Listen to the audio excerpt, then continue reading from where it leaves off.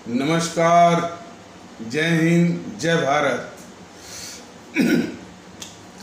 भारतीय अवाम ताकत दल अपने भारतीय भाई बहनों अर्थात अपने देश भारत की जनता अर्थात अपनी भारतीय अवाम से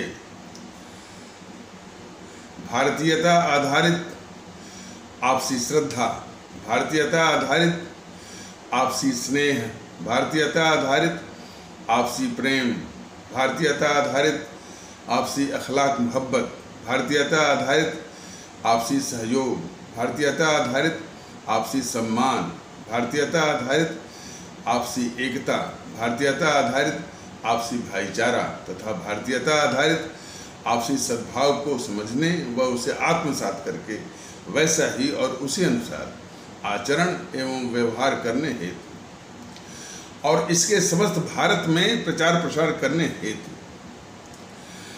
और इसकी अहमियत और महत्व को प्रत्येक देशवासी को समझाकर उसे अपनाते हुए वैसा ही और उसी अनुसार आचरण एवं व्यवहार करने हेतु और प्रत्येक देशवासी को अपना ही भारतीय भाई बहन मानकर, समझकर और अपनाकर उनके साथ वैसा ही और उसी अनुसार आचरण एवं व्यवहार करने हेतु सतत, सदैव और हमेशा अदब के साथ, आदर के साथ अर्ज करता है, विनती करता है। देखिए, ये भारत का विभाजन इन सबों ने जिन्होंने इस देश का भारत का विभाजन कराया या किया, उन सबों ने अपने इस पाप को ढकने के लिए इतना इसको उलझा दिया है, अपने अपने इस पाप को किसी और के मत्थे डालने के चक्कर में इस पूरी घटना को इतना वो उलझा दिया है कि यानी जो हमारे आम भारतीय भाई बहन हैं वो उनको आसानी से ये समझ में नहीं आता कि आखिर इतनी बड़ी जो त्रासदी हुई है वो भी आज़ादी के नाम पर। वही देश हमारा आज़ाद हुआ, क्या आज़ाद हुआ? इस देश के दो टुकड़े हो गए और हमारे 25 से 30 लाख भारतीय भाई बहनों की जान चली गई और हमारे 3 करोड़ से ऊपर भारतीय भाई बहनों के घर उजड़ गए। इसको इन सब स्वार्थी तत्वों ने, खास करके जेएनपीसी वालों ने, गांधी नेहरू परिवार, चांडाल चौकड़ी काकस वालों ने कह दिया कि यही आपके लिए आज़ादी है। तो खैर, किसी भी जिसके दिल में अपने मुल्क के प्रति मोहब्बत होगी, अपने अवाम के प्रति मोहब्बत होगी, कदाप ये बात पचेगी नहीं कि इसको आज़ादी कहते हैं। तो इन सबों ने अच्छा, और इसका जो इल्ज़ाम या ठीकरा फोड़ने की बात होती है तो वो अक्सर जो है वो जिन्ना साहब के मत्थे ये सब फोड़ा करते हैं। और भी तरीक़ों से ये इल्ज़ाम किसी और भी कुछ और लोगों के भी सिर पर ये फोड़ा करते हैं। कभी बोलते हैं कि आरएसएस वाले जो है वो 2 नेशन थियरी की बात करते थे, वीर सावरकर जो है वो 2 नेशन थियरी की बात करते थे। इसी तरह से सिर्फ जिन समूहों ने देश को बांटा और इतनी बड़ी त्रासदी दी इस हमारे मुल्क को और हमारे भारतीय भाई बहनों को, उसका इल्ज़ाम किसी और के सिर पर वो मढ़ने की, टालने की, ये बराबर इनकी एक तरह का कुचक और साजिश वो चलती रहती है। तो इसलिए हमारे भारतीय भाई बहनों को थोड़े में, संक्षेप में यह प्रकाश डालना बहुत ज़रूरी है कि आखिर जो देश का विभाजन के पीछे कौन था, क्या कारण थे, कौन जिम्मेदार थे, थोड़ी सी एक मोटी आइडिया वो होना बहुत ज़रूरी है। यदि इसका ऐतिहासिक पृष्ठभूमि आप जानना चाहेंगे तो इसकी ऐतिहासिक पृष्ठभूमि वहाँ से शुरू होती है 1857 का जो हमारा प्रथम प्रमुख स्वतंत्रता संग्राम की जो क्रांति थी वहाँ से शुरू होती है। उसमें हमारे हिंदू सनातन आस्था वाले भारतीय भाई बहन और हमारे इस्लाम आस्था वाले भारतीय भाई बहनों के बीच में जो एकता, या जिसको आप हिंदू मुस्लिम एकता कहते हैं, कहेंगे, वो अपने शबाब पर थी, अपनी पराकाष्ठा पर थी, और वो पूरे देश के लिए, पूरी आवाम के लिए अनुकरणीय थी। अंग्रेज तो अच्छा, हम सभी तो इसको अपने आज़ादी की प्रथम प्रमुख संघर्ष की क्रांति कहते हैं, लेकिन अंग्रेजी हुकूमत इसको बगावत कहती है, म्यूटिनी कहती है। ये एनपीसी इतिहासकार वाले भी वो भी इसको बगावत का ही नाम वो देते हैं, क्योंकि उनकी मानसिकता वही है। इन एनपीसी वालों की, माने गांधी नेहरू परिवार चंडार चौकड़ी वालों, गांधी नेहरू परिवार चंडार चौकड़ी कागज वालों की भी मानसिकता वही है जो अंग्रेजों की है। तो हम भारतीय भाई बहन तो इसको बोलते हैं कि हमारा प्रथम प्रमुख आज़ादी के संघर्ष का, या स्वतंत्रता संघर्ष की प्रथम क्रांति है। इस क्रांति के रूप में हम सभी लोग देखते हैं। लेकिन जो इनके इतिहासकार हैं, इनके चाटुकार इतिहासकार, वो इसको बगावत का नाम देते हैं, म्यूटिनी। तो खैर, जिसकी जैसी मानसिकता हो, और वो इस देश में जो है राजनीतिक पार्टी के रूप में वोट बटोरती है हमसे, यानी इसकी पूरी मानसिकता वो अंग्रेजों वाली है। तो अंग्रेज जो है इसको भगवत मानते थे, और इसमें क्या हुआ क्या नहीं हुआ वो तो खैर मैंने वो विफल नहीं हुआ, बल्कि वो कुचल दिया गया। और थोड़ी विफलता भी थी कि जिस तिथि को शुरू करना था, वो तिथि कुछ लोग अति उत्साह में पहले ही शुरू कर दिए। वो अंग्रेजी सरकार जो है चौकन्ना हो गई, खास करके मंगल पांडे, मंगल पांडे पहले ही शुरू कर दिए। तो ये थोड़ी सी यानी विफलता का कारण था, लेकिन जैसे भी हो वो अंग्रेजी सरकार ने इसको कुचल दिया और काफ़ी दमन किया। यानी उनको जब पता लगा कि इस गांव से एक वो क्रांतिकारी था, तो पूरे गांव जो है वो फुकवा दिया, अब मार करके जो है वो पेड़ों पर वो लटका दिया, आतंकित किया लोगों को, काफ़ी यातनाओं के साथ उनको जो है वो कुचला। लेकिन जो हिंदू सनातन आस्था वाले भारतीय भाई बहनों और हमारे इस्लाम आस्था वाले भारतीय भाई बहनों के बीच में जो एकता थी, यानी हिंदू मुस्लिम एकता जो थी, जो कि पूरे मुल्क के लिए, हमारे भारतीय भाई बहनों के लिए मिसाल थी, वह इन अंग्रेजी सरकार के लिए बहुत ही खटक रही थी। तो तभी से इन सबों ने ठान लिया, मैंने अंग्रेजी सरकार ने ठान लिया कि अब इस हिंदू मुस्लिम एकता को हर हालत में तोड़ के रखना है, और ये उनके शासन की एक अविभाज्य इनएलाइनेबल वो नीति का वो नीति बन गई। उनके शासन प्रशासन के एक अविभाज्य वो नीति बन गई। तो इसी के तहत उन्होंने कई तंजीमों का, कई संगठनों का की स्थापना करवाई इस वो अंग्रेजी हुकूमत ने। तो इसी सिलसिले में हिंदू मुस्लिम एकता को तोड़ने के लिए जो पहली तंजीम इन अंग्रेजी सरकार ने बनवाई, उसका नाम है कांग्रेस। कांग्रेस के विषय में भी आप लोग जब इतिहास पढ़िए तो इसके कई नाम पढ़े थे शुरू में, अंतरंग मंडल, हमारी पार्टी, इत्यादि इत्यादि।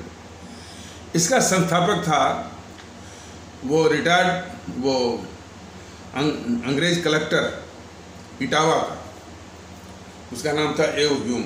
उसी ने इसकी स्थापना की। और कांग्रेस नाम जो है वो अमेरिका से ले आया। अमेरिका में कांग्रेस जो है वो संसद को कहते हैं, पार्लियामेंट को कहते हैं। तो वहाँ से शब्द कांग्रेस लाया और यही नाम उसको दे दिया। और एक बात और भी ध्यान देने लायक है कि ये जो एओ ह्यूम था, इटावा का कलेक्टर, जो है जो हमारी जो है हमारे स्वतंत्रता संघर्ष की प्रथम प्रमुख क्रांति जो 1857 वाली थी, उसमें ये एओ ह्यूम ने ये जो हमारे हजारों क्रांतिकारियों को मरवाया था। तो हमारे हजारों यानी स्वतंत्रता के वीरों और क्रांतिकारियों को मरवाने वाला एओ ह्यूम जो है इस कांग्रेस का संस्थापक है। ये बात हमारे सभी आदरणीय भारतीय भाई बहन अच्छी तरह से जान लें कि इस कांग्रेस का जो संस्थापक है, हमारे हजारों जो है स्वतंत्रता के वीरों और क्रांतिकारियों का हत्यारा है एओ ह्यूम, और वही संस्थापक है इस कांग्रेस का, जिसकी स्थापना हुई 1850 में। तो यह भी एक बहुत ध्यान देने योग्य वाली बात है कि जिसकी जड़ में है हमारे स्वतंत्रता संग्राम के क्रांतिकारियों की हत्या या उनका दमन। और ये फितरत हमेशा जो वो चलती रही इसकी, ये फितरत हमेशा जो है बिल्कुल जारी रही। और बात की जो है जो कुछ और चार तंजीमों को इस अंग्रेजी सरकार ने स्थापना जो करवाया, तो 1906 में मुस्लिम लीग, और 1920 में वाम दल, भारत के वामपंथियों की स्थापना 1920 में, और 1922 में हिंदू महासभा, और 1925 में जो है राष्ट्रीय स्वयंसेवक संघ, मतलब आरएसएस। तो पांचों तंजीमें जो है जो अंग्रेजों ने अपने संरक्षण में जो इन तंजीमों की स्थापना की, सिर्फ वही हिंदू मुस्लिम एकता को तोड़ने के लिए।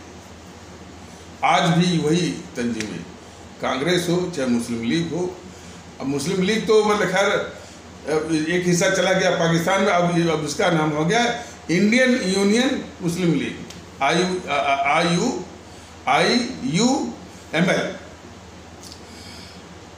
जो कि केरल में है। और वो केरल में इंडियन यूनियन मुस्लिम लीग जो है इसी कांग्रेस, इसी JNPC के साथ मिलकर के वो चुनाव भी लड़ती है और केरल में सरकार भी बनाती है। तो ये दोनों मिल भी गए हैं।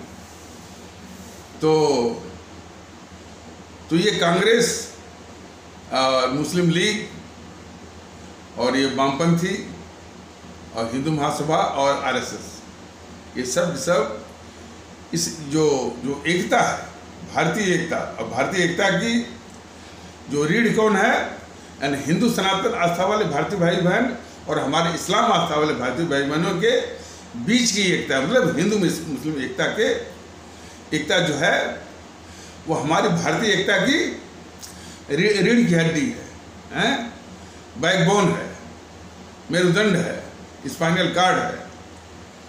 तो उस भारतीय एकता को तोड़ने के लिए ये पांचों तंजीम जो है अंग्रेजी सरकार ने अपने संरक्षण में बनवाया। और आज भी ये वही ताकतें यानी भारतीय एकता को तोड़ने में दिन रात जो है वो सक्रिय है। अब उसी सिलसिले में इन अंग्रेजों ने 1909 में एक इंडियन काउंसिल एक्ट लाया सर। उस इंडियन काउंसिल एक्ट के अनुसार इस्लाम आस्था वाले भारतीय भाई बहनों के लिए एक अलग मतदाता मंडल यानी सेपरेट इलेक्टोरेट की व्यवस्था थी। इस कांग्रेस ने उस इंडियन काउंसिल एक्ट 1909 को हूबहू मान लिया इसने, जिसमें हमारे इस्लाम आस्था वाले भारतीय भाई बहनों के लिए एक अलग मतदाता मंडल यानी सेपरेट इलेक्टोरेट की व्यवस्था थी। और वही जो है इस कांग्रेस ने यानी इंडियन काउंसिल एक्ट 1909 को जिसमें कि हमारे इस्लाम आस्था वाले भारतीय भाई बहनों के लिए एक अलग मतदाता मंडल की व्यवस्था थी को स्वीकार करके पाकिस्तान बनने की इसने नींव रख दी इस कांग्रेस ने 1909 में। ये यहीं से शुरुआत होती है। तो पाकिस्तान बनने की नींव रखने वाली कौन है? यही कांग्रेस है। कब से? 1909 में, जब इसने इंडियन काउंसिल एक्ट 1909 जिसमें कि हमारे इस्लाम आस्था वाले भारतीय भाई बहनों के लिए अलग मतदाता मंडल यानी सेपरेट इलेक्टोरेट की व्यवस्था थी। ये जीएनपीसी वाले और जीएनपीसी के साथ साथ ये भी जो बीजेपी वाले वो क्लेमर करते हैं, हल्ला करते हैं कि दो नामों का अक्सर जिक्र करते हैं कि पाकिस्तान बनाने में वो सर सैयद अहमद खान और मोहम्मद अली जिन्ना।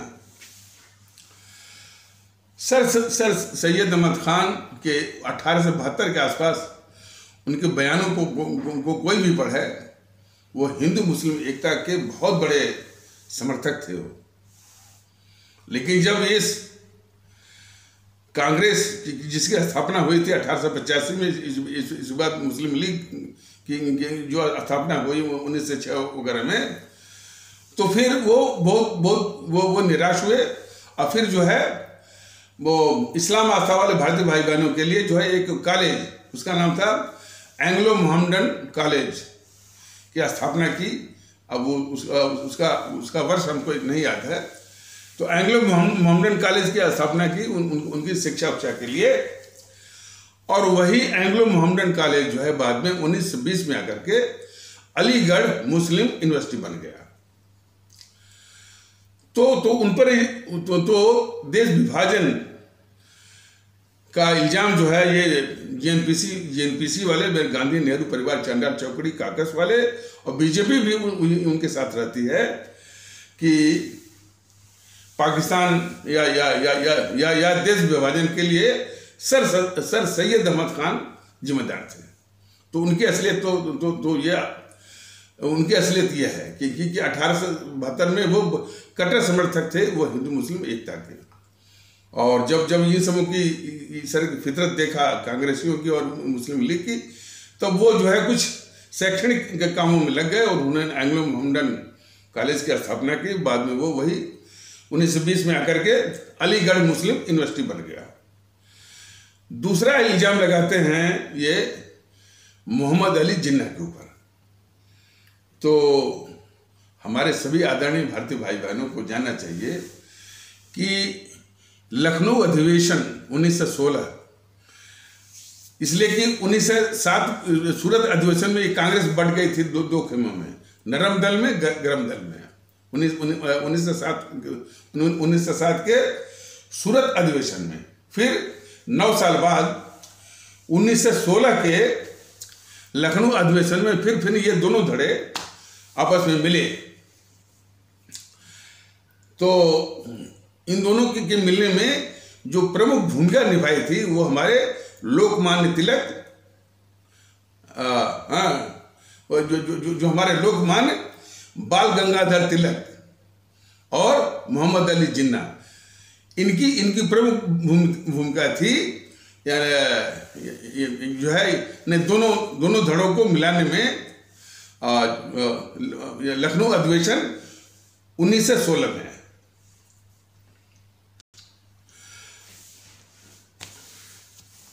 तो ये कांग्रेसी जो है उस समय जिन्ना साहब की सभी कांग्रेसियों ने पीठ थपथपाई कि ये हिंदू मुस्लिम एकता के बहुत बड़े एम्बेसडर हैं, बहुत बड़े वाहक, बहुत संदेश वाहक है। इस रूप में सारे कांग्रेसियों ने 1916 में यानी पीठ थपथपाई। अब आगे चलिए। जब इस कांग्रेस ने 30 जनवरी 1929 को पूर्ण स्वराज की घोषणा करते हैं, तब जिन्ना साहब ने ये मांग कदापि नहीं रखी कि पहले पाकिस्तान की बात करिए, पाकिस्तान का मसला पहले हल करिए, उसको सेटल करिए, तभी हम जो है पूर्ण स्वराज का समर्थन करेंगे। ऐसी उन्होंने कोई शर्त नहीं रखी और न पाकिस्तान की बात की। हमारे सभी आदरणीय भारतीय भाई बहनों को जानना बहुत आवश्यक है कि पाकिस्तान की मांग जो है 1940 में पूर्ण स्वराज की घोषणा जो कि 1929 में हुई थी, उसके 11 साल बाद होती है। ये सबसे महत्वपूर्ण बात है। पूर्ण स्वराज की घोषणा जो कि 1929 में होती है, उसके 11 साल बाद जो है वो पाकिस्तान की पहली मांग उठती है। और 1929 में जिन्ना साहब कोई भी हो, उन्होंने पाकिस्तान की मांग बिल्कुल नहीं रखी और उन्होंने ये भी नहीं कहा कि भाई कि पहले जो है मुसलमानों के लिए या पाकिस्तान के लिए मसला पहले हल करिए, तभी जाकर के पूर्ण स्वराज के अभियान का समर्थन रहेगा या मिलेगा। तो पूर्ण स्वराज की घोषणा 30 दिसंबर 1929 के 11 साल बाद जो है पाकिस्तान की मांग उठती है। अब इसके पीछे भी जो बड़ा कारण है, उसको भी समझने की आवश्यकता है।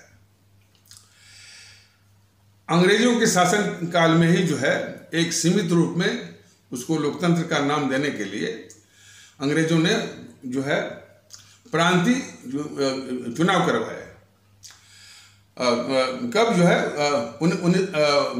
1936 में प्रांतीय चुनाव। तो उसमें दोनों ने भाग लिया, कांग्रेस ने भी और मुस्लिम लीग ने भी। कांग्रेस को ज़्यादा सफलता मिली और मुस्लिम लीग को भी मिली। और किन किन प्रांतों में मिली, अब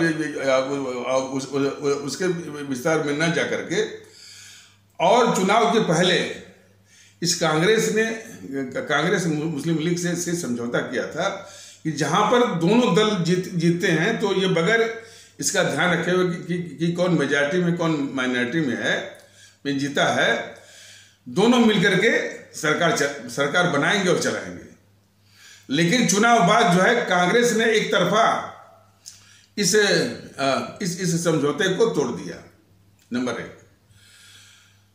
और जिन प्रांतों में कांग्रेस की सरकार बनी, अब अभी यहीं से जो है ध्यान देने की आवश्यकता है। जिन प्रांतों में कांग्रेस की सरकार बनी, तो ये कांग्रेसी जो है शुरू से सत्ता के लोलू या लालची शुरू से हैं, तो लालची हो गए और भ्रष्ट भी हो गए। तो इनकी सत्ता की लालच और भ्रष्टाचार को देखते हुए ये मोहनदास करमचंद गांधी महोदय बहुत दुखी हुए और उसी दुख के कारण उन्होंने 1936 में ये कहा था कि अब इस कांग्रेस को एक खूबसूरत दफन देने का वक्त आ गया है। ये कब बोले थे? 1936 में। और ये मोदी महोदय बेवकूफ़ी में बोले थे कि महात्मा गांधी ने 1952 में ये कहा था कि इस कांग्रेस को खत्म कर देना चाहिए। अब मोदी महोदय की अकल को हम क्या कहें भाई। जिस मोहनदास करमचंद गांधी की मृत्यु 1948 में ही हो गई थी, उसके विषय में मोदी महोदय यदि ये कहे कि वो 1952 में कहे थे, तो इसको तो वही जाने। लेकिन वास्तविकता ये है कि जब ये कांग्रेसी जो है जब पहली बार इनको सत्ता मिली, वो भी एक सीमित दायरे में और प्रांतों में, तो इतने भ्रष्ट हो गए, इतने लालची हो गए सत्ता के कि ये मोहनदास करमचंद गांधी बहुत दुखी हुए इनको देख करके। और उन्होंने कहा था कि अब इस कांग्रेस को एक खूबसूरत दफन देने का वक्त आ गया है। उससे भी जो खतरनाक बात जो विकसित हुई वो ये थी कि ये तो पता है कि ये सब सत्ता के बड़े लालची होते हैं, अच्छे अच्छे विभाग अपने पास वो रखना चाहते हैं। तो हुआ ये है कि जो उसमें यानी हिंदू सनातन आस्था वाले जो भारतीय भाई बहनों के तबके से जो उसमें मंत्री वगैरह थे, वो अच्छे अच्छे विभाग वो अपने पास रख लिए, मतलब मलाईदार विभाग, और जो बगैर मलाई का और जो महत्वहीन और विभाग जो है वो जो उनके इस्लाम आस्था वाले भारतीय भाई बहनों के तबके वाले मंत्रियों को जो कि कांग्रेसी थे उनको दे दिया। तो जो इस्लाम आस्था वाले भारतीय भाई बहनों के तबके वाले जो मंत्री थे, जिनको सबसे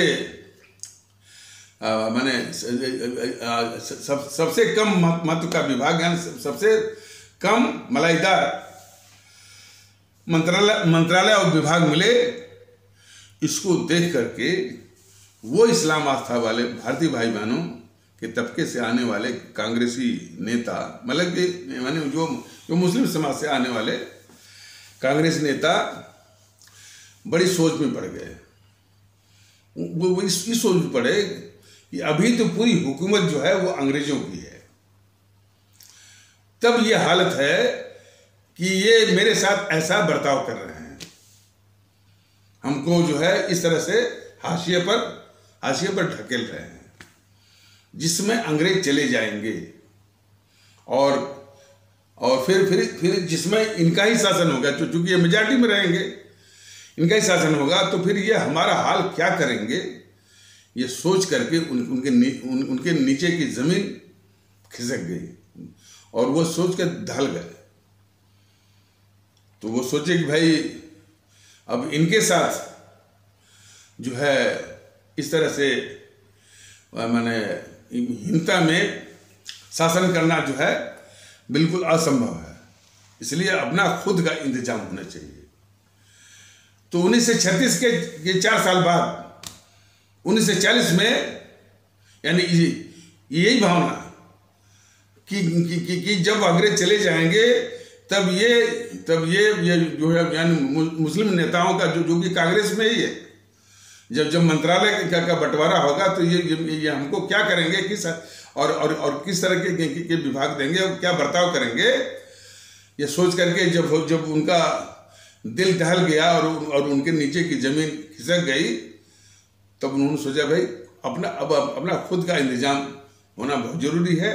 इसलिए 4 साल बाद पहली बार पाकिस्तान बनने की मांग उठी। ये है पाकिस्तान बनने की जड़। वैसे तो न्यू जो कांग्रेस ने ही रख दिया था, उनने जो है पाकिस्तान बनने की न्यू कांग्रेस ने 1909 में ही रख दिया था, लेकिन जड़ ये है जो है 1936 में जो ये कांग्रेसी जो है मैंने इतने सत्ता के लोलुप लालची और भ्रष्ट हो गए थे, और खास करके जो हिंदू वाला तबका था वो कांग्रेसियों का, वो अच्छे विभाग मलाईदार अपने पास रख लिए, और जो मुस्लिम काउंटर पार्ट वाले जो नेता थे कांग्रेसी, उनको जो है कम मलाईदार कम महत्व के विभाग उनको थमा दिया। ये जड़ है। और फिर वो ये सोच के ढल गए भाई कि बताइए ये हालत है, जबकि ये शासन जो है वो अंग्रेजों का ही है, अभी गए नहीं है, लेकिन जब वो चले जाएंगे तो वो किस दशा को प्राप्त होंगे, इसको सोच करके वो ढल गए। और ये मूल कारण था अलग से इंतजाम, मतलब पाकिस्तान के लिए मांग उठी। ये है मूल कारण है उसका। और इसके बाद तो फिर और दूसरा मूल कारण क्या है, उससे भी गहरा, कि 1945 में ये सभी को जानना जरूरी है। जैसा कि मैंने बताया कि ये ये जो जेएनपीसी है, गांधी नेहरू परिवार चांटाल चौकड़ी काकस जो है, यह झूठ बोलने में सबसे माहिर है। यह हमेशा झूठ ही बोलती है। इसके हर एक नेता ही झूठ बोलते हैं, चाहे राहुल हो, चाहे सोनिया हो, चाहे प्रियंका हो, और छोटे वाले भी, चाहे दिग्विजय हो, चाहे वो चिदम्बरम हो, चाहे वो सुरजेवाला हो, कोई भी हो, सब झूठ पर झूठ ही बोलते हैं।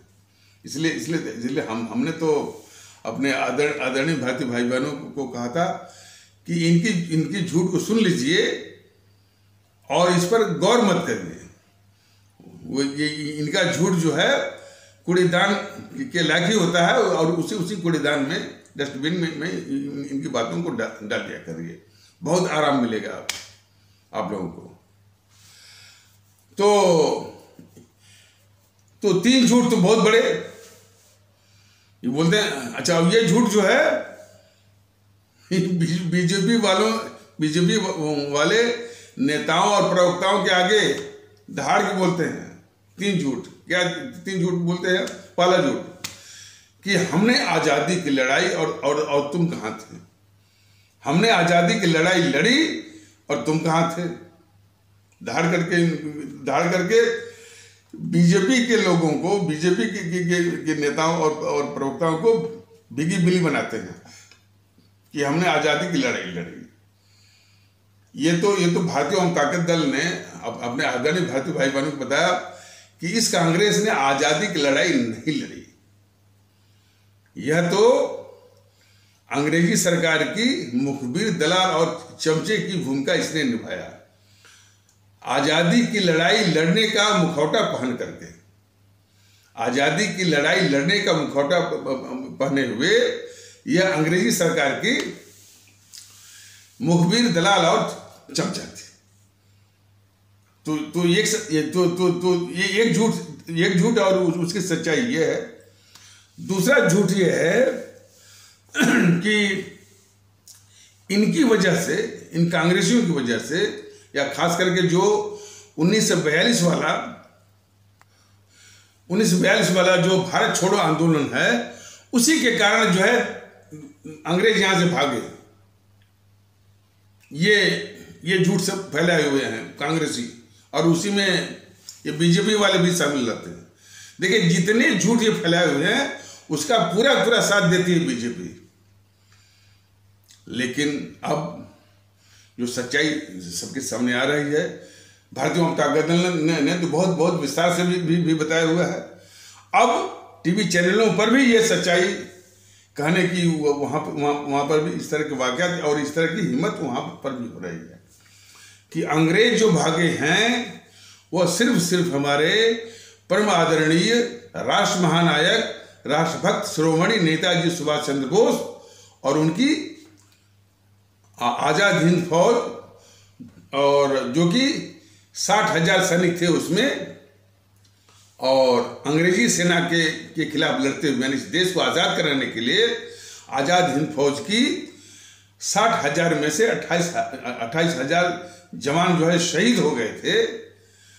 और उनकी कुर्बानी शहादत के कारण अंग्रेजी सेना में, और सबसे पहले जो उनकी जल सेना है, जिसको बोलते थे रॉयल इंडियन नेवी, रिन में बगावत हुई। और भी जो सेना के अंग थे, थल सेना और या वायु सेना में भी बगावत के धुआं या सुबुघाट शुरू हो गई थी। तो जाहिर सी बात है कि अंग्रेज जो है भारत में जो हुकूमत करते थे, या अपनी जो कॉलोनी या उपनिवेश जो काम किए थे, सिर्फ सेना और पुलिस के बल पर।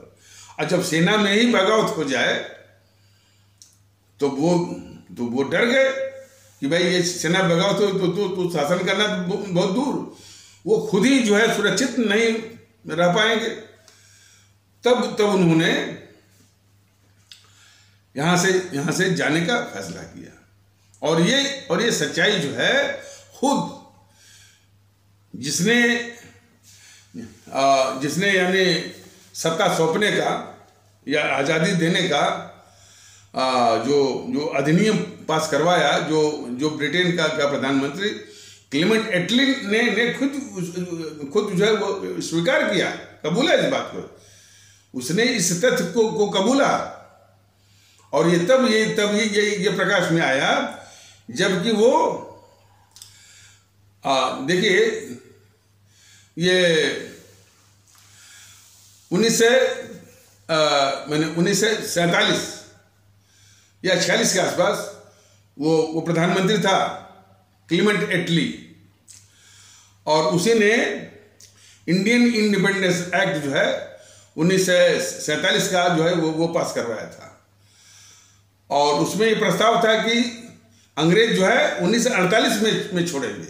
ये भी जान लीजिए 1 साल पहले ही जो सब इतने सत्ता के आतुर थे ये सब नेहरू वगैरह जो है कि अंग्रेजों का प्लान ये था कि 1948 में वो छोड़ेंगे भारत को, लेकिन सब सत्ता के इतने लोलुप थे नेहरू और उसकी मंडली कि 1 साल पहले। तो खैर तो वो क्लीमेंट एटली जो है बाद में 1956 वगैरह के आसपास वो भारत आए थे। तो वो जो है कलकत्ता के जो गेस्ट हाउस में वो रुके थे, और फिर पश्चिम बंगाल के जो कार्यवाहक राज्यपाल थे न्यायमूर्ति फणी भूषण चक्रवर्ती, और जो कलकत्ता हाई कोर्ट के चीफ जस्टिस थे, और जो के राज्यपाल उसमें नहीं थे, तो ये पश्चिम बंगाल के राज्यपाल का भी कार्यभार वो संभाल रहे थे। तो वो जो कार्यवाहक राज्यपाल न्यायमूर्ति फणी भूषण चक्रवर्ती ने, तो चक्रवर्ती जो है शिष्टाचार बस जो है क्लीमेंट एटली से गेस्ट हाउस में मिलने गए। तो राज्यपाल न्यायमूर्ति फणी भूषण चक्रवर्ती ने जब उनसे ये पूछा, जब कहा कि 1945 में जब आप लोग जो है द्वितीय विश्व युद्ध जीत ही चुके थे, आप लोगों का मोरल भी काफ़ी हाई था, और जापान जो है वो घुटने टेक चुका था। हिटलर ने अपनी आत्महत्या कर ली थी, और इसी प्रकार इटली भी जो है वो सरेंडर कर चुका था। तो आप लोगों का मोरल बहुत ऊपर था। और जहाँ तक कि कांग्रेस का सवाल है, कांग्रेस तो लगभग मर चुकी थी। 1942 का जो भारत छोड़ो आंदोलन था वो बिल्कुल फ्लॉप हो गया।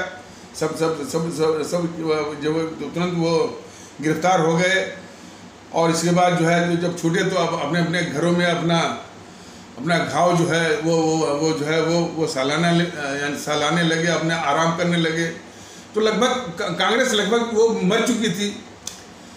तो फिर कौन ऐसा कारण पड़ा कि जो आप भारत छोड़ने पर जबकि सारी परिस्थितियां आपके अनुकूल थी, फिर भी जो है आप जो है भारत छोड़ने को मजबूर हुए। तब वो क्लीमेंट एटली जिन्होंने इंडियन इंडिपेंडेंस एक्ट जो पास करवाया था, वो क्लीमेंट एटली जो कि वही प्रधानमंत्री थे ब्रिटेन के, जिन्होंने इंडियन इंडिपेंडेंस एक्ट यानी भारत की आज़ादी का अधिनियम जो है वो पास करवाया था। तो उन्होंने बताया उनको न्यायमूर्ति यानी पश्चिम बंगाल के कार्यवाहक राज्यपाल न्यायमूर्ति फणी भूषण चक्रवर्ती को कि ये सुभाष चंद्र बोस और उनकी आज़ाद हिंद फौज सेना के कारण है, इसलिए कि उसी सेना की माने से प्रेरित हो करके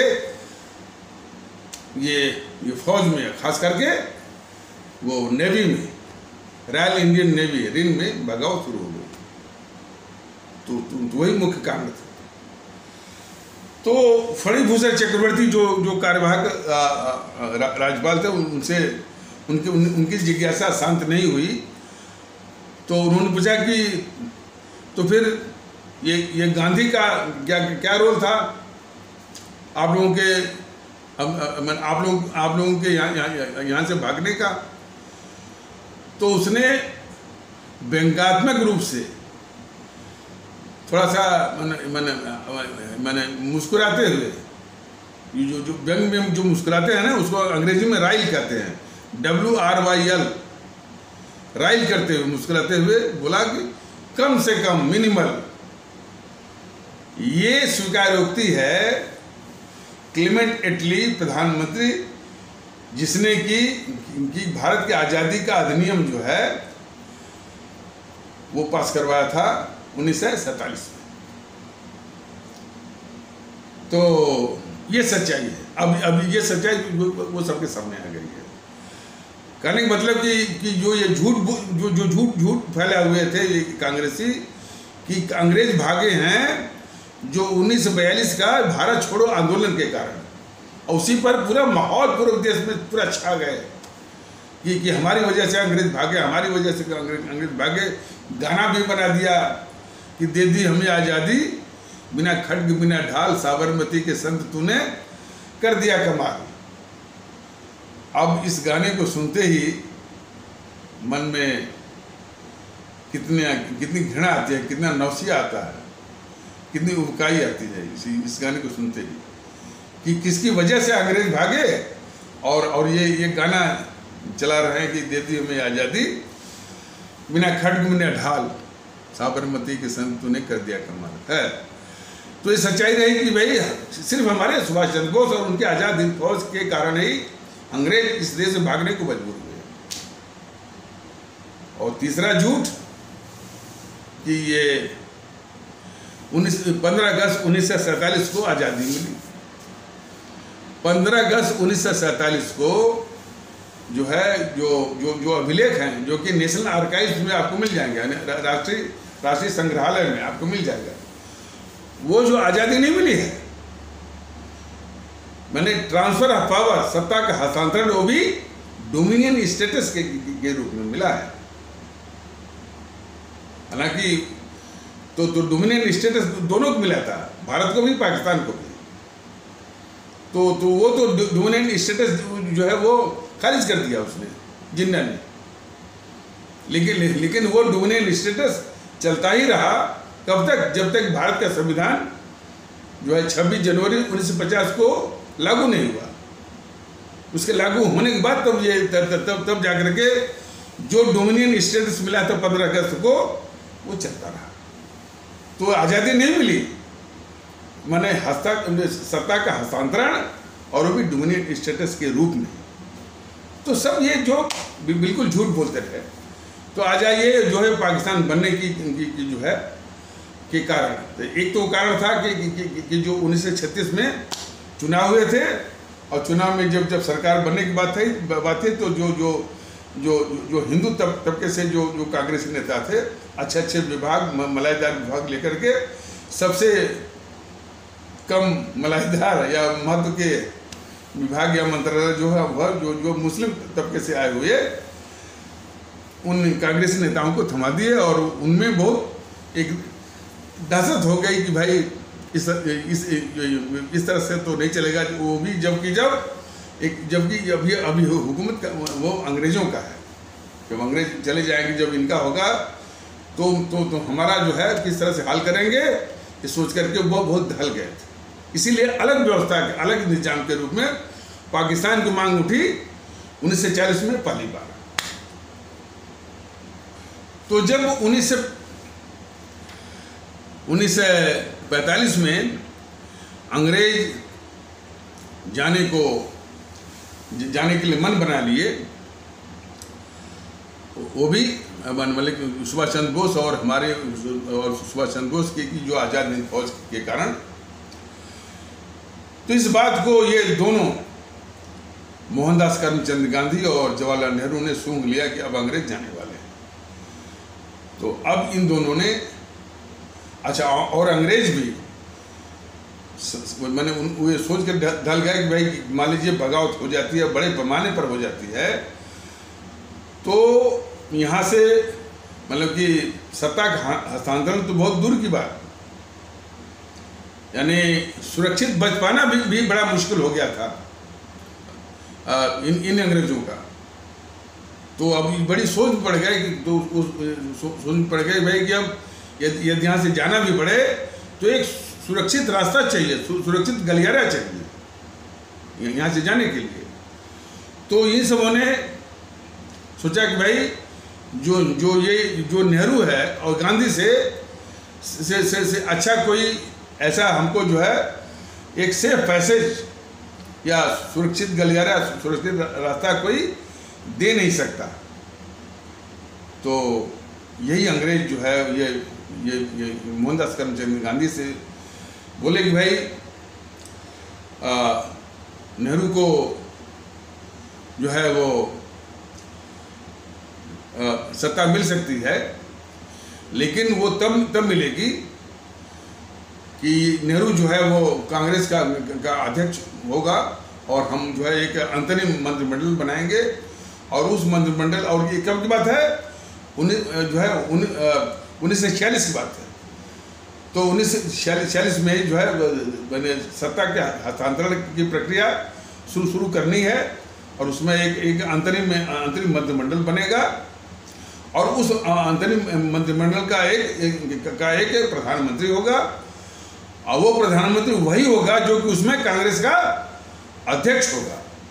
आकर के यानी यही पे फंसा। तो जब अंग्रेजों ने ये कहा कि हम जो है सत्ता के हस्तांतरण की प्रक्रिया 1946 में ही 1946 से ही शुरू करना चाहते हैं और एक अंतरिम मंत्रिमंडल इंटरिम कैबिनेट बनेगा। उस इंटरिम कैबिनेट का जो प्राइम मिनिस्टर वही होगा जो उसमें कांग्रेस का अध्यक्ष होगा। तो पेच ये फंसा कि उसमें कांग्रेस के अध्यक्ष जो है मौलाना अबुल कलाम आजाद थे, जबकि कांग्रेस का संविधान यह कहता था कि कांग्रेस का अध्यक्ष सिर्फ 1 साल के लिए होगा और वो सन 40 से लेकर के सन 45 तक यानी 46 तक मतलब 7 साल लगातार वो होता। क्यों कि ये सब कांग्रेसियों की गतिविधि लगभग मर गई थी, कोई मतलब ही नहीं था। तो वो इस बात से भी बेखबर और बेसुध थे कि कोई भी अध्यक्ष भी रहे तो क्या करेगा वो जब कोई गतिविधि ही नहीं है। तो इसी बाय डिफॉल्ट वो जो है वो कांग्रेस का अध्यक्ष जो है वो बने रहे। हालांकि कोई काम धाम तो था नहीं, लेकिन ज्यों ही ये इन दोनों को मोहनदास करमचंद गांधी और जवाहरलाल नेहरू को मालूम हुआ कि कांग्रेस अध्यक्ष को ही प्रधानमंत्री बनवाया जाएगा, तो इन दोनों के कान खड़े हो गए।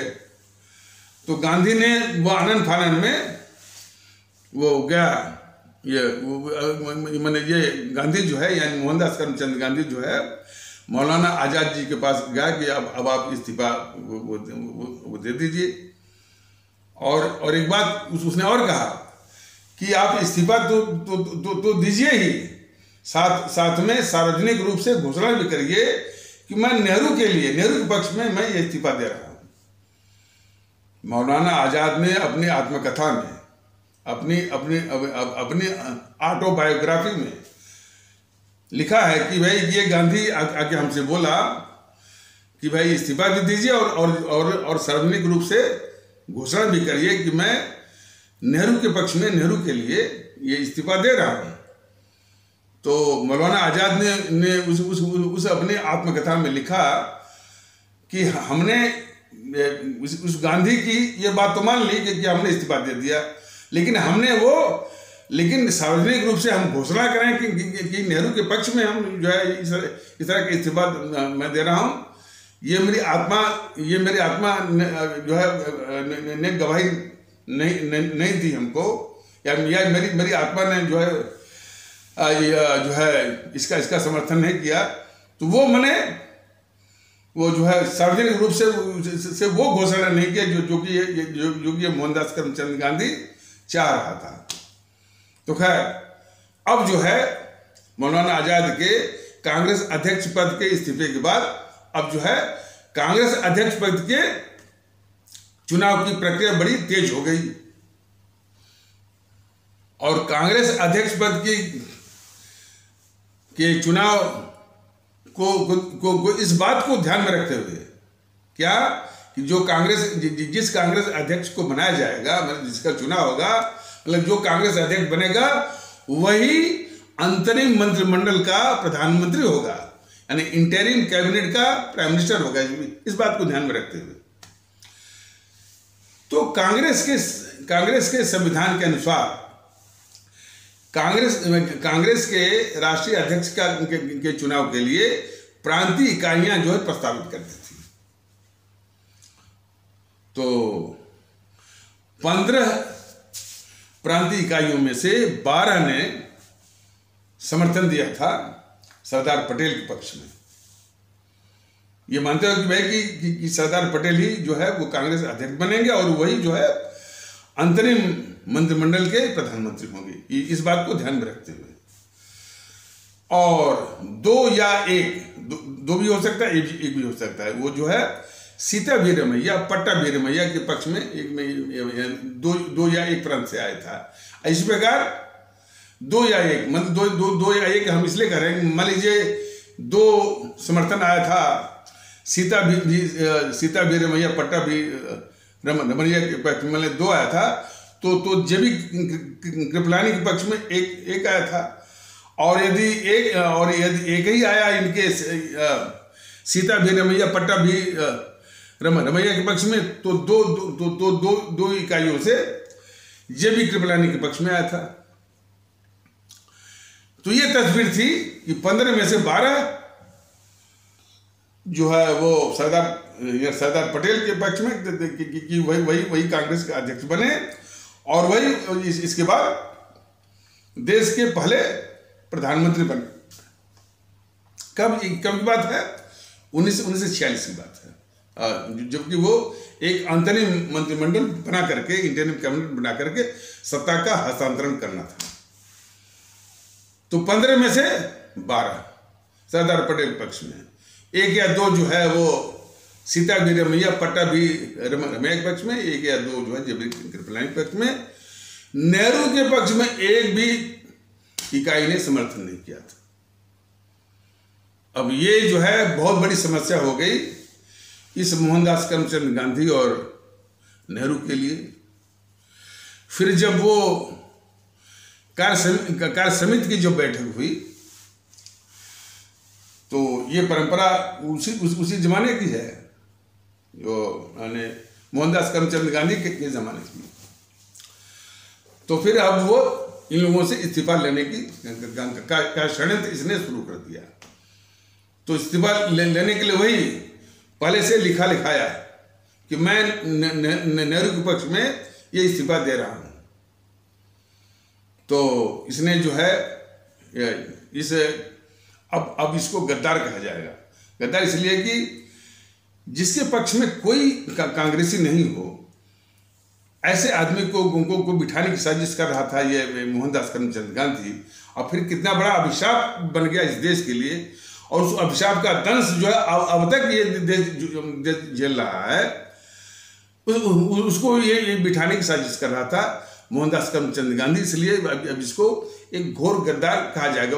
वैसे इसने गद्दारी पहले भी की हुई है।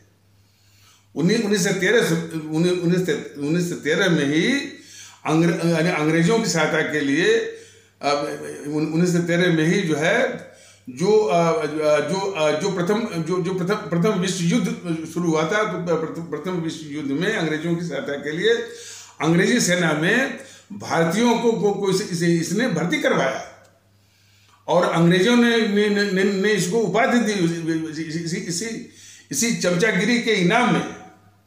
इसी चमचागिरी के इनाम में अंग्रेजों ने इसे मोहनदास करमचंद गांधी को इनाम में दिया था हिंद केसरी की उपाधि। तो ये बिल्कुल मैंने क्या कहते हैं कि बाई कोर ये गद्दार था ये मोहनदास करमचंद गांधी। अरे कई ब्रिटिश सांसद उस समय बोला करते थे कि जब तक ये हमारा प्रतिनिधि मोहनदास करमचंद गांधी है तब तक कोई चिंता करने की बात ही नहीं है। बाबा साहब अम्बेडकर भी बोले थे कि ये बहुत ही खतरनाक है, ये डबल डीलर है, अंग्रेजों से भी डील करता है और इधर जो है वो अपनी जनता को भी जो है बेवकूफ बनाता है। तो ये बहुत घातक किस्म का गद्दार था ये मोहनदास करमचंद गांधी।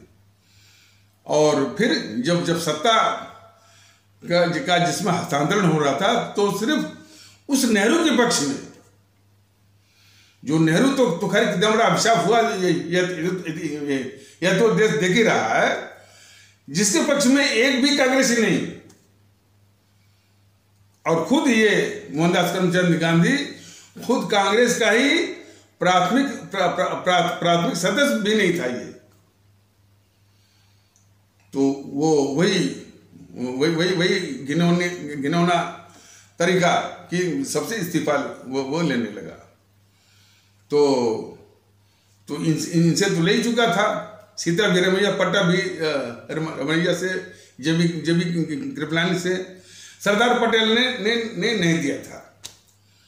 तो जब कार्य समिति की बैठक हुई तब ये कह रहा है मोहनदास करमचंद गांधी, ये गद्दार मोहनदास करमचंद गांधी कह रहा है इसे गद्दार नेहरू की ओर इशारा करते हुए, पंडित जी आपके पक्ष में तो कोई नहीं है।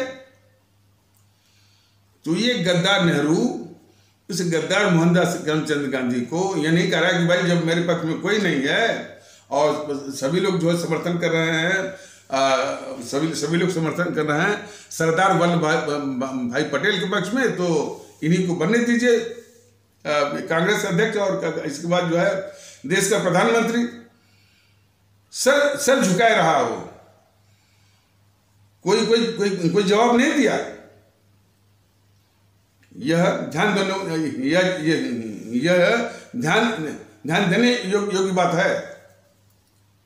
उस कार्य समिति में जब इस मोहनदास करमचंद गांधी ने इस नेहरू की ओर इशारा करके पूछा कि पंडित जी आपके पक्ष में तो कोई नहीं है, तब ये जवाहरलाल नेहरू सर झुकाए रहा और उसने ये जबान नहीं खोली कि भाई जब पूरी कांग्रेस जो है सरदार पटेल के पक्ष में है तो उन्हीं को कांग्रेस अध्यक्ष और बाद में प्रधानमंत्री बने दीजिए, ये नहीं कहा उसने। तो फिर वो जो अपने पॉकेट में रखा था वही लिखाया पत्र सिर्फ दस्तखत करना बाकी था उसमें कि मैं नेहरू के पक्ष में इस्तीफा दे रहा हूं। तो वो कागज इस गद्दार मोहनदास करमचंद गांधी ने सरदार वल्लभ भाई पटेल के आगे बढ़ा दिया। अब पूरी जो है वो कार्य समिति बैठी हुई थी और इस तरह से वो दबाव डाला इसने मोहनदास करमचंद गांधी ने, तो मजबूरी में इन्होंने उस पर दस्तखत कर दिया और जो है और इसके लिए नेहरू के लिए नेहरू को कांग्रेस अध्यक्ष बनने के लिए वो रास्ता साफ कर दिया सरदार पटेल ने मजबूर होकर के। लेकिन भारतीय जनता दल का ये कहना था कि ये जो सरदार पटेल का जो इस गद्दार मोहनदास करमचंद गांधी की साजिश के आगे झुक जाना जो है कदापि उनको आयरन मैन की कैरेक्टरिस्टिक के अनुरूप नहीं मानता। इसको आयरन मैन नहीं कहते हैं कि जो कि इतनी बड़ी साजिश, यदि सरदार पटेल कम से कम ये प्रधानमंत्री होते तो कम से कम जो है वो देश नहीं बढ़ता, पाकिस्तान नहीं बनता। पाकिस्तान बनने से कितना बड़ा नुकसान हुआ इस देश को, तीन चार युद्ध हुए और ये पाकिस्तानी आतंकवाद और इसके बाद फिर वो कश्मीर की समस्या, कश्मीर से हमारे जो है कश्मीरी पंडित जो जिनको मजबूर किया गया वो भी अब मैंने घोर अपमानजनक तरीकों से जो कि अपने जायदाद और प्रॉपर्टी और कारोबार छोड़ करके इसी आज़ाद भारत में शरणार्थी की जिंदगी जीने को मजबूर हो गए। तमाम तरह की बातें, बांग्लादेश घुसपैठी, तमाम इस तरह के जो तमाम दंश अभिशाप जो ये देश झेल रहा है। और फिर अब अपनी ही भूमि जो है दुश्मन चीन को, तिब्बत भी चीन को, तमाम अभिशाप जो है जो ये देश ने झेला, ये अभिशाप जो है यही अभिशाप यह देश जो है झेलने को मजबूर न होता, सिर्फ इसलिए कि सरदार वल्लभ भाई पटेल जो है इस गद्दार मोहनदास करमचंद गांधी की साजिश के आगे घुटने टेक दिए।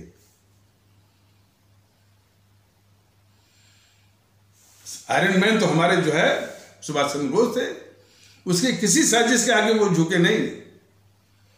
1939 में जो जो जो जो जो कि ये बिल्कुल आमादा था मोहनदास करमचंद गांधी की, ये हमारे सुभाष बाबू जो है कांग्रेस अध्यक्ष न बने, बड़ी साजिश किया इसने, यानी कांग्रेस अध्यक्ष पद का चुनाव करवाया और सोचा था कि हम कोई जो है ऐरा गैरा को खड़ा कर देंगे सुभाष चंद्र बोस के खिलाफ और प्रचार करेंगे और हरवा देंगे। तो इसने इस गांधी इस मोहनदास करमचंद गांधी ने सीता वीरमैया पट्टा भी को खड़ा किया और पूरी साजिश की हराने की। इसने अपना इस मोहनदास करमचंद गांधी ने अपने राजनीतिक प्रतिष्ठा को भी दांव में लगा दिया और प्रचार करता रहा कि सीता वीरमैया पट्टा भी रमैया की हार मेरी व्यक्तिगत हार है। तब भी हमारे परम आदरणीय राष्ट्र महानायक राजभक्त शिरोमणि नेताजी सुभाष चंद्र बोस ने उस साजिश के तहत इसे गद्दार मोहनदास करमचंद गांधी और उसकी मंडली के द्वारा खड़ा किए गए उम्मीदवार सीता वीरमैया पट्टा वीरमैया को हराया। ये होता है आयरन मैनशिप। लौह पुरुष वो थे, ये नहीं थे, जो कि और देश अंदाज कर सकता है कि ये यदि सरदार पटेल प्रधानमंत्री होते तो देश का नक्शा क्या होता। और एक बात और भी हमारे सभी आदरणीय भारतीय भाई बहनों को जानना बहुत जरूरी है कि जिस मोहम्मद अली जिन्ना पर सब ये देश विभाजन का ठीकरा सब फोड़ते हैं, ये कांग्रेस वाले भी, बीजेपी वाले, वो मोहम्मद अली जिन्ना ने साफ कहा था कि यदि सुभाष चंद्र बोस देश के प्रधानमंत्री बनते हैं तो मैं पाकिस्तान की मांग जो है मैंने और हमको वो मंजूर है, तब मैं पाकिस्तान बनने की मांग मैं छोड़ दूंगा, साफ बोला था। तो लेकिन इस बात को भी सब दबा गए। लेकिन सुभाष चंद्र बोस को जो है 1945 में वो मैंने अपने रास्ते से हटवा दिया और इस नेहरू ने रूसी शासकों से मिलकर के उसकी हत्या करवा दी। रूस के जेलों में निर्मम यातनाओं के साथ। तो मोहम्मद अली जिन्ना ने साफ कहा था कि यदि इस देश के प्रधानमंत्री यदि सुभाष चंद्र बोस जी बनते हैं तो मैं पाकिस्तान की मांग को छोड़ दूंगा और हमको वो मंजूर है। तो आ जाइए, तो अब इसके बाद जो है ये सरदार पटेल तो झुक गए और इसके बाद जो है वो कांग्रेस अध्यक्ष जो है बन गया। कांग्रेस अध्यक्ष बनने के बाद भी अब पूरी कांग्रेस को तो ये गद्दार मोहनदास करमचंद गांधी झुका करके जो है वो नेहरू के चरणों में ला दिया इसने। लेकिन कांग्रेस के बाहर जिसको कि ये गद्दार मोहनदास करमचंद गांधी दबा नहीं पाया, वो थे मोहम्मद अली जिन्ना साहब। तो मोहम्मद अली जिन्ना साहब ने भी प्रधानमंत्री पद का दावा कर दिया।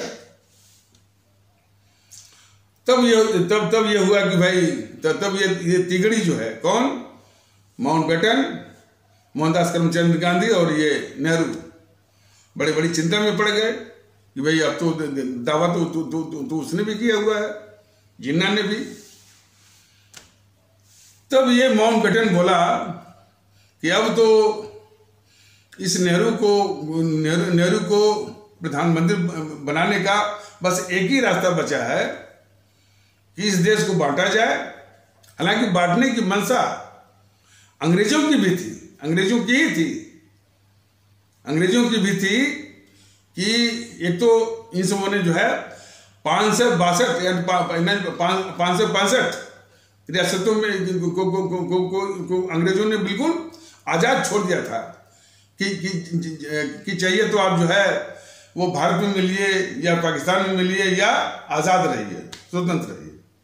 तो कैसे कैसे जो है वो सरदार पटेल ने अपनी कूटनीतिक कौशल के बूते जो है सभी जो है 562 रियासतों का विलय कराया भारत में।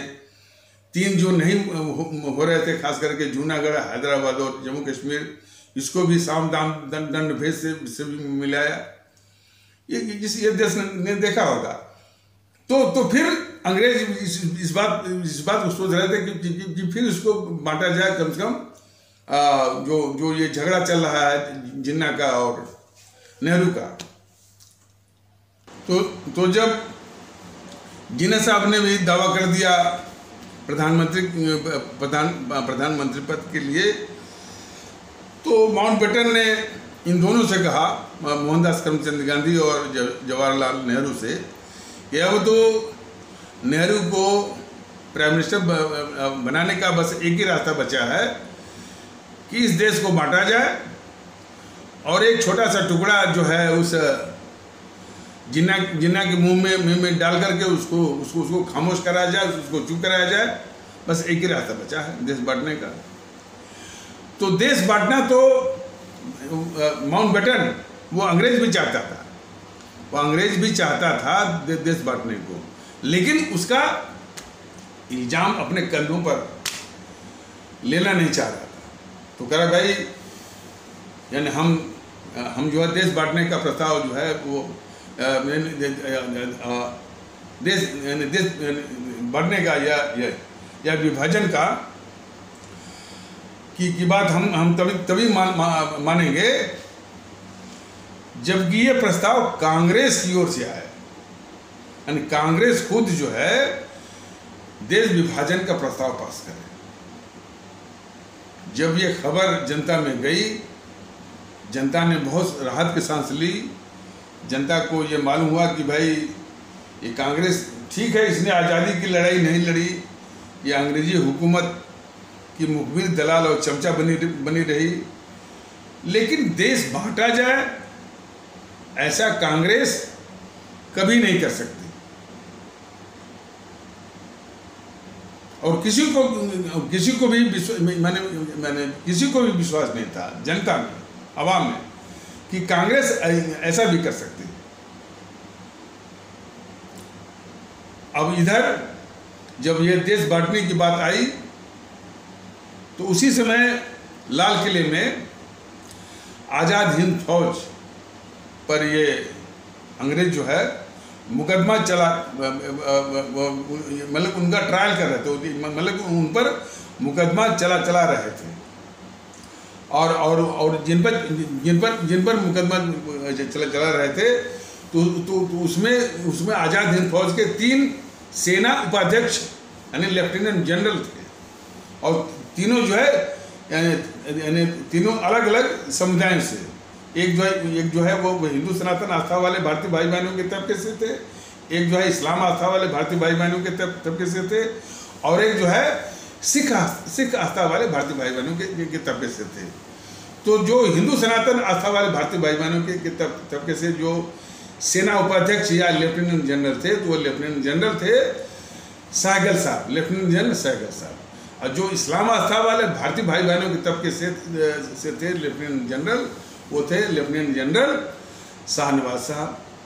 और जो हमारे सिख आस्था वाले भारतीय भाई बहनों के तबके से थे, वो हमारे थे लेफ्टिनेंट जनरल ढिल्लन साहब। तो एक हिंदू, एक मुस्लिम और एक सिख पर जब हुआ तो बहुत बड़ा विरोध हुआ पूरे देश में, और वो काफ़ी ये आग की तरह फैला।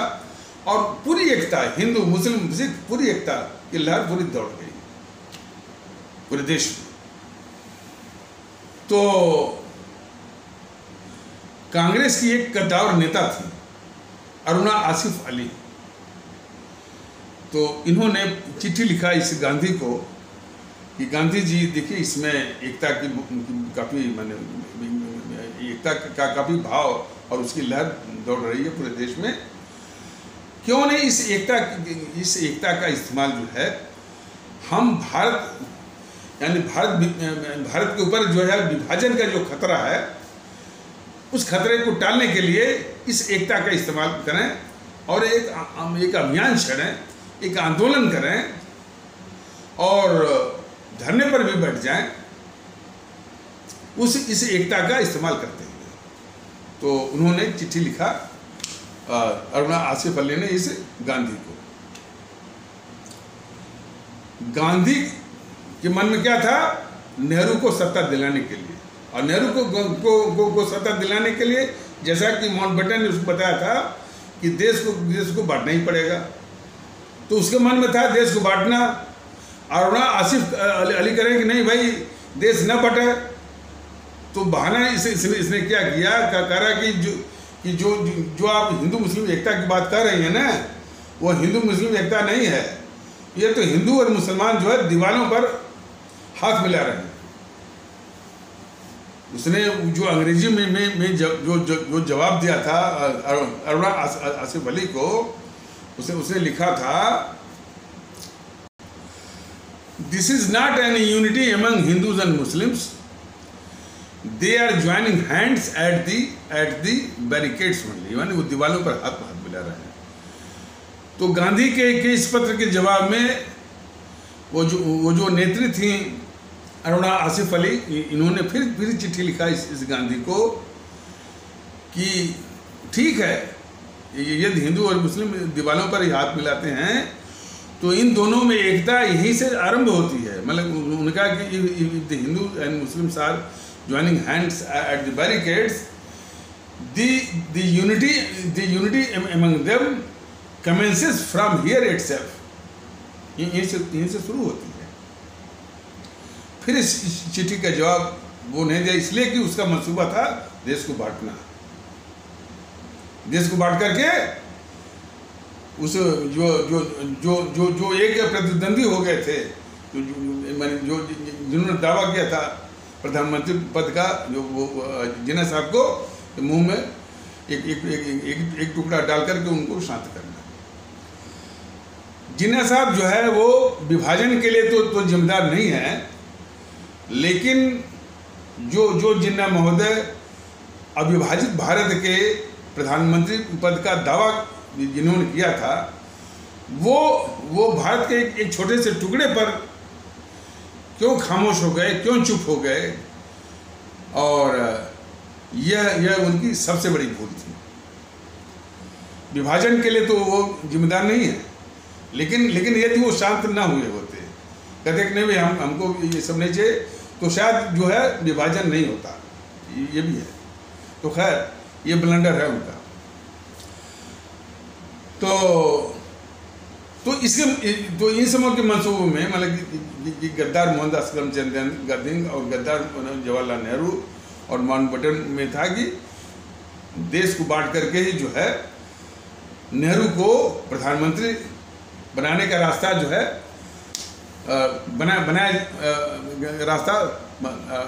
बनाया जा सकता है।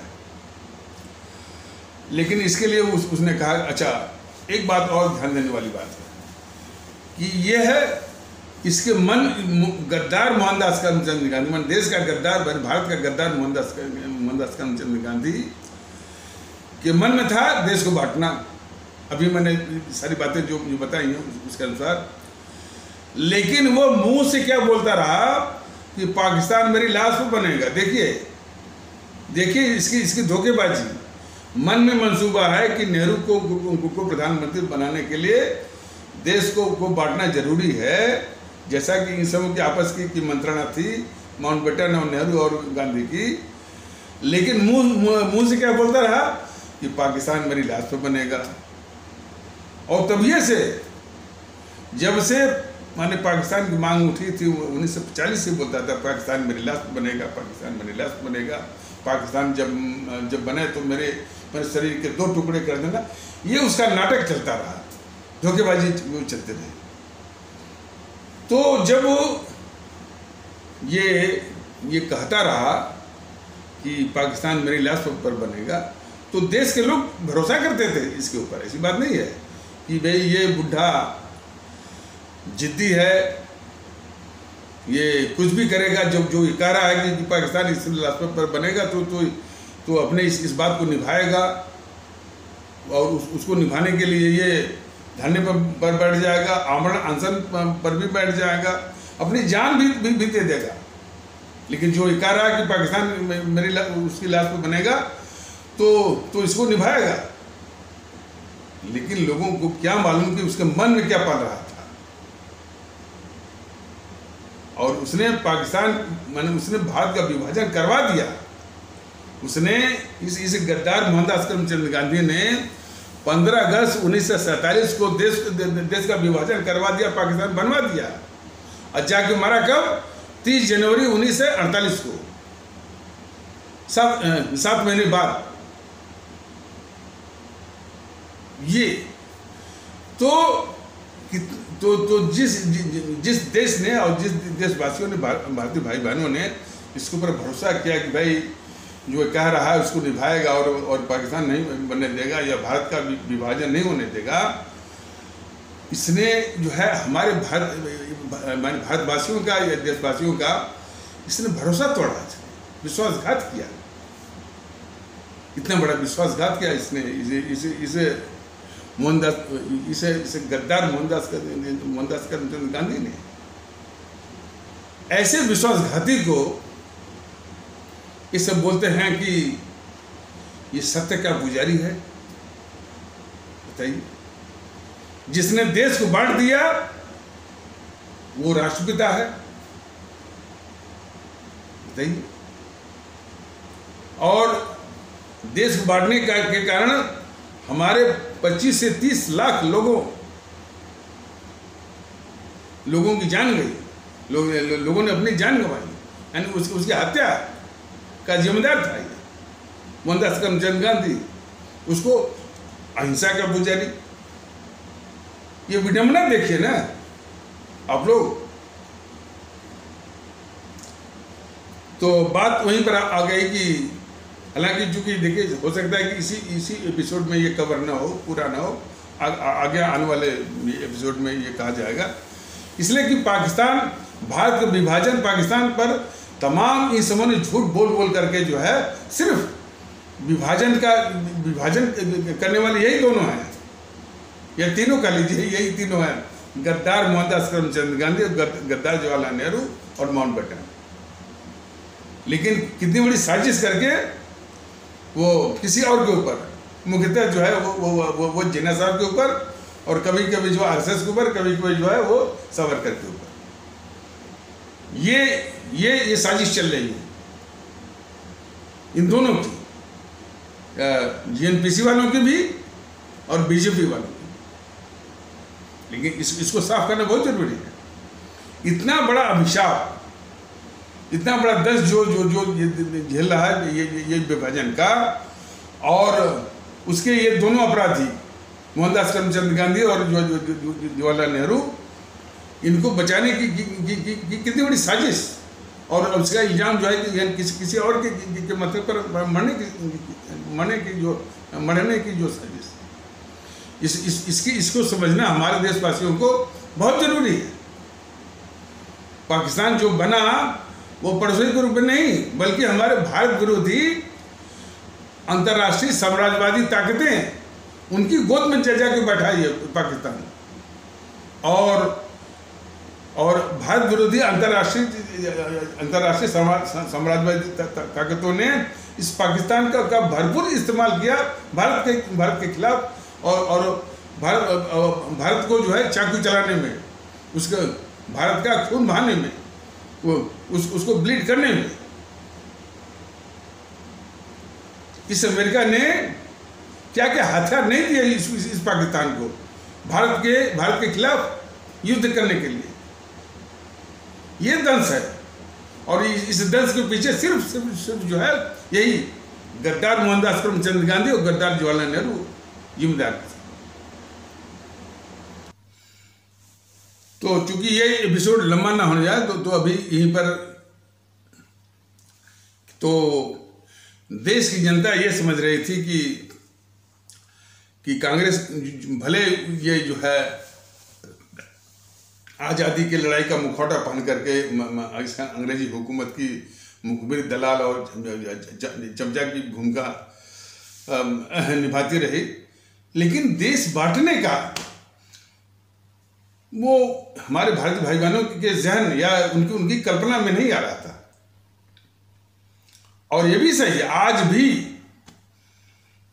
जो है आज भी हमारे देशवासियों या भारतीय भाई बहनों को बिल्कुल मालूम नहीं है कि देश बांटने का प्रस्ताव खुद इस कांग्रेस ने पास किया हुआ है अपनी कार्य समिति के द्वारा भी, और उसकी जो जनरल बॉडी है यानी आम सभा के द्वारा भी। लोगों को नहीं मालूम है। और कम से कम यदि इतना ही मालूम रहता हमारे देशवासियों को, हमारे आदरणीय भारतीय भाई बहनों और हमारे आदरणीय भारतीय आवाम को, कि कांग्रेस ने खुद जो है देश बांटने का प्रस्ताव पास किया हुआ है, तो कम से कम ये समझ जाते हैं कि भाई कि ये सब ये जो साजिश ये कितनी बड़ी साजिश की है कि वो जिन्ना साहब को इसके लिए जिम्मेदार बनाने के लिए उनके सिर पर ये ठिकरा फोड़ने के लिए। और देश के लोग सवाल करते हैं, देश के लोग इसे और अब करना भी चाहिए। देश हमारे देशवासियों को, हमारे आदरणीय भारतीय भाई बहन, हमारे आदरणीय भारतीय आवाम इन कांग्रेसियों से सवाल कर रहा है, अब बीजेपी वालों से भी सवाल कर रहा है कि जब कांग्रेस ने खुद देश बांटने का प्रस्ताव पास किया हुआ है तो कैसे वह जो है इसका इल्जाम किसी और के सिर पर या जिन्ना साहब के सिर पर वो डाल सकता है। तो ये सवाल करें। तो आगे आने वाले एपिसोड में इसको और विस्तार से बताने की आवश्यकता है और बताया जाएगा। लेकिन इन सब का जो हल है, सलूशन है, वो भारतीय एकता, भारतीयता आधारित आपसी भाईचारा, आपसी सद्भाव, आपसी इखलाक मोहब्बत, आपसी भरोसा, आपसी यकीन, भारतीयता आधारित। और इसको संबल बनाते हुए इन सारी जो शक्तियां हैं, भारतीय जनता पार्टी, जीएनपीसी, गांधी नेहरू परिवार चल गया, चौकड़ी काकस, हालांकि इसको भी सब ये पत्रकार कहते हैं कि बताइए ये सभी पार्टियों को खत्म करना चाहते हैं, लोकतंत्र खत्म। अरे जिसको हमारे शहीद आजम भगत सिंह ने पहले ही पहचान लिया है कि ये काले अंग्रेज हैं, हम कौन होते हैं, हम तो उन्हीं के आशीर्वाद से जो है जो काम छोड़ गए हैं, यानी इन काले अंग्रेजों को खत्म करने का उसी काम को जो है उन्हीं के आशीर्वाद से ये काम लिए हुए हैं। तो प्रदीप सिंह जैसे और तमाम पत्रकार बोलते हैं कि ये सबको खत्म करना चाहते हैं। ये जो काले अंग्रेज हैं वो लोकतंत्र नहीं है, लोकतंत्र के शत्रु हैं। तो उनको हर हालत में, और लोकतंत्र के भी नहीं और लोकतंत्र के ही नहीं, हमारी आवाम के भी, इस देश के भी, तो वो लोकतंत्र नहीं है। तो भारतीयता के आधार पर एक होकर के इन सारी शक्तियों को नष्ट में नाबूद करने के लिए ईवीएम मशीन पर बिल्कुल मन में ठानिए, कटिबद्ध होइए। तो इन्हीं आवश्यक शब्दों, देखिए ये बड़ा हो गया, तो इन्हीं आवश्यक शब्दों के साथ इस आवश्यक परिचर्चा को यहीं पर विराम दिया जाता है। तब तक के लिए नमस्कार, जय हिंद, जय भारत।